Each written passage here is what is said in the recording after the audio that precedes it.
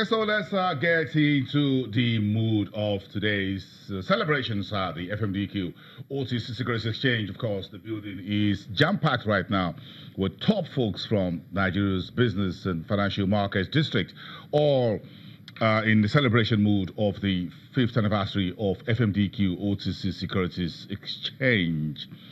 So how important is the debt market to infrastructure financing for the Nigerian government, and what role has the private sector played so far? Let's have this as part of the conversation marking the 5th anniversary of the FMDQ, of course, a data partner in debt and currencies market with Channels Television. Let's get Ayo Ogbeleyi into the conversation. He's managing partner at GA Capital, and he's joining us from the FMDQ Exchange Place in downtown Lagos, Victoria Island. Mr. Ogbeleyi, it's good to have you in the program. Thank you very much for coming through. I know the celebrations and all of that is going through. Bring us up to speed. Who and who is there right now, and what's the mood of this anniversary today?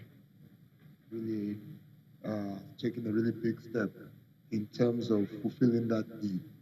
I guess the challenge is also to let that permeate everywhere in terms of making the market clearer. So, in conclusion, I think I would just like each of you to say,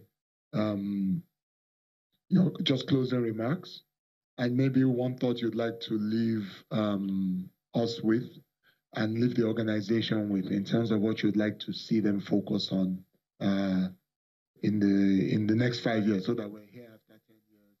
The audio we're getting in there is part of the FMDQ officials making some comments.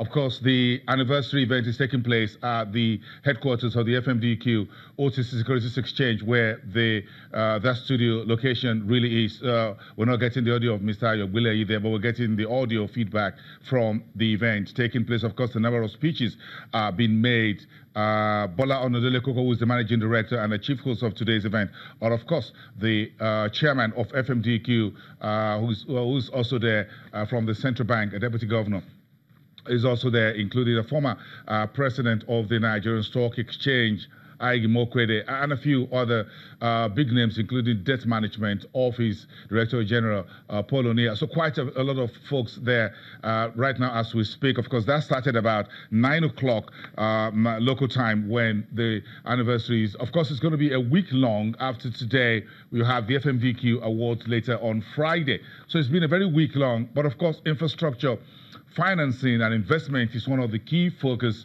this day, and of course it coincides with the EFDB Africa Investment Forum holding in Johannesburg in South Africa, where government officials, deep pocket investment firms in the private sector are meeting together to discuss the way to meet the hundreds of billions of infrastructure funding gap for the African continent in various areas, including road, rail, waterway, water supply, healthcare, and electricity, of course. So this is very interesting day when we look at the role of the debt market in securing needed long-term investment for the infrastructure that we sorely need on the African continent. So FMDQ, which started 5 years ago, started by building that platform for the government to raise hundreds of billions of naira. You've seen at least 2 Eurobonds under the current administration listed on the FMDQ over the last 3 years. We've also seen the green bond of the current administration, which was the first in sub-Saharan Africa, listed on FMDQ as well. But we also have an infrastructure debt fund, which was listed by Chapel Hill Denham, which is an investment bank on our Market Street, which made a debut on the FMDQ as well within the last 2 years. Also within the last 5 years, we've seen the FMDQ, not just within bond, but the FX market as well, providing that needed up for the central bank FX revolution that we saw just about 3 years ago. So all that come together today for those who are having conversations and reviewing the last 5 years of FMDQ and where this organization, this Securities Exchange, will go moving forward. All these are part of what we are focusing on today and for the rest of the week, actually since Monday, the beginning of the week. Ayo Bilayi is the managing partner GA Capital, and we're trying to get him back now into this conversation around the infrastructure financing and the role of the debt market. But the big story, as you may have, is what we're focusing on, and of course the media is buzzing all over the big story around the new minimum wage. 30,000 naira is what the new tripartite panel approved and submitted their report to the president yesterday. The president promised to implement the new plan, but first he will have to study that with the executive, with his team, then pass it to the legislature. That's the big story this morning. So what happens at the National Assembly is anyone's guess at this political season. And when that is done, the president will have to sign off on this new wage bill, document and pass it into law. How long that will take is anyone's guess. There is no timeline. The president promises to implement the new 30,000 naira minimum wage as soon as possible. How that will happen within this period of election before February 2019 is anyone's guess as well. Some quick questions are arising.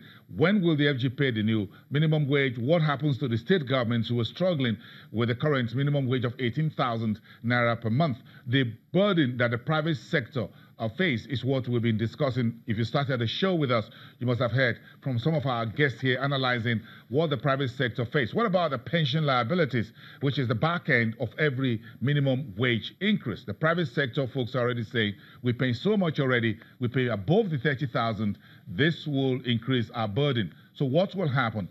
Will private sector start shedding workforce? Will they cut jobs? Will the government itself at the federal and subnational level cut back on the number of civil servants? All these are the big conversations beyond the noise of this new minimum wage. So, can the 2019 budget or balance sheet afford the new minimum wage of 30,000? The administration is looking at 9.1 trillion naira budget for next year, and that is one big story. So how will this add up to next year budget, which is an election year and another transition phase for the Nigerian government? This is one story that we're following for everyone very closely. But the social media, as you know, is already very hot as we speak. Everyone is having their say on the new minimum wage. This is what